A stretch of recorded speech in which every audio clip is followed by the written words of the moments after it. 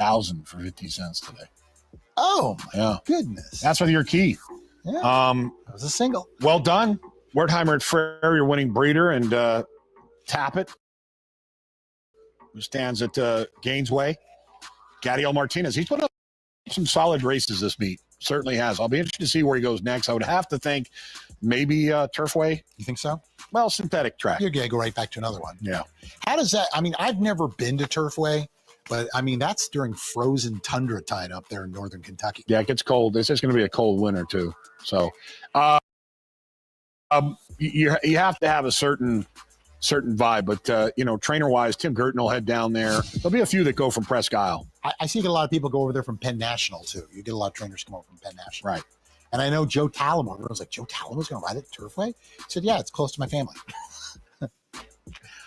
When we return, coming up in about 20 minutes, we're actually sticking around. 33 minutes to go for the opener at Woodbine and Mohawk.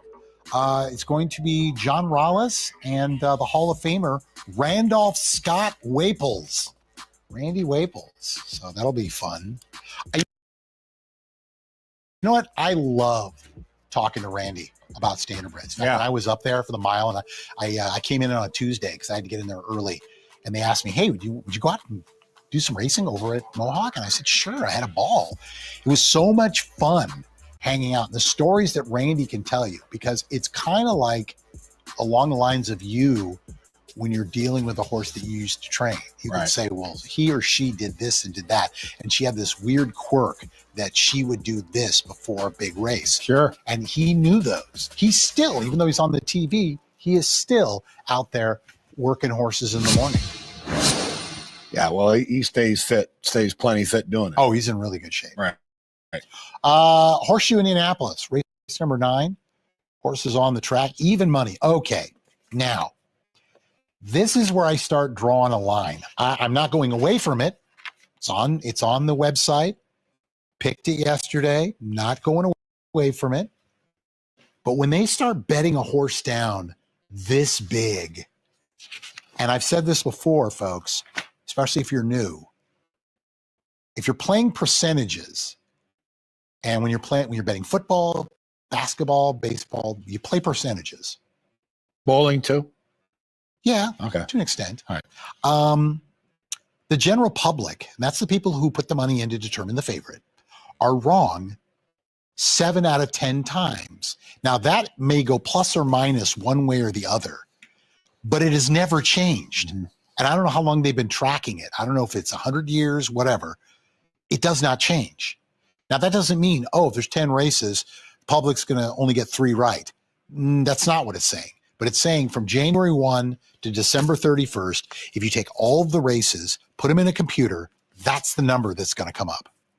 So what I'm getting at here, for those of you who are just kind of experiencing this, if you see a horse that's supposed to be 3.5 to 1 on the morning line and is now 6 to 5, you really got to make sure that you think, yes, I don't care, this is my horse. Because if there's any doubts, you're probably better off taking a shot with another horse in the race. Or am I completely wrong? No, I think you're dead on. And I think we talk about the maiden special weight to maiden claiming level, and it's to gravitate, right? You go back to the debut. The other thing that's scary about First Elkton here, and I mean in a good way, is this horse is fast. Coming in with a time form of 108. Joe Ramos has been riding a hot hand. I love him. Right. So the problem you have in this race is that you've got No Joking Matter, who's likely the next up in the speed department. And then the rest are, this could be one of those merry-go-round races you get. I actually thought the 1 was a little intriguing. The effort was pretty solid, 2 back. They took the blinkers off, stretched out on turf. I don't blame them based on the pedigree. And this horse got blitzed for open maiden 12.5. This horse was 90 cents on a dollar 2 back against these types. Now, not this type, because there are horses that are dropping, but keep in mind the race that Nixa came out of 2 races ago. Yeah. 2 next out winners. Just to give you a little heads up, I know there's a lot of people out there who love visuals. Yeah. The 10 looked exceptional. All right. So is that a good looking horse or just a horse that looks really good? Well, I'm going to say probably both. So the horse looks healthy, and I think definitely that's healthy. important. I was seeing dapples. The horse was not in any way, any lather anywhere. I just think that I don't love even money, but sometimes you just got to take what they give you. All right. Well, I'm gonna go with an exacta here, and I actually like the one on top, and I'll actually use the what's happening here with the 10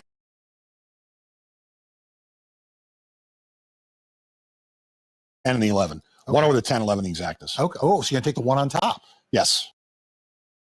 All right. Just going to key. The 11's taking some money here. All right. And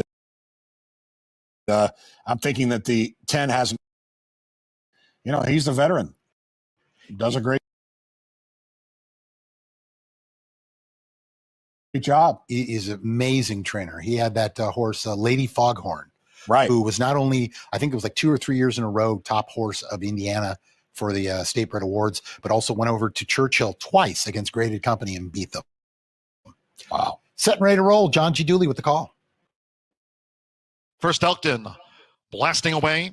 Cabin Abbey between horses. There's No Joking Matter who's going after First Elkton now as they head toward the half-mile pole. First Elkton has the pace to lead the race here from No Joking Matter. Cabin Abbey's running in third. Then toward the inside is Color Me Fast in the green silks with Kay's Heavenly Star running a wide fifth. Nick says in sixth. I got analyzed in seventh at the 3.5. Then comes the 4-year-old gray newcomer backward. Kay, who's joined by Darnell. It's a break of 4 more to the trailers. Ima, NH, Lady Cat, and Leanne's Princess has dropped back to be 11th. The quarter was 22.28 seconds with Joe Ramos. First Elkton at 2-5 at the quarter pole.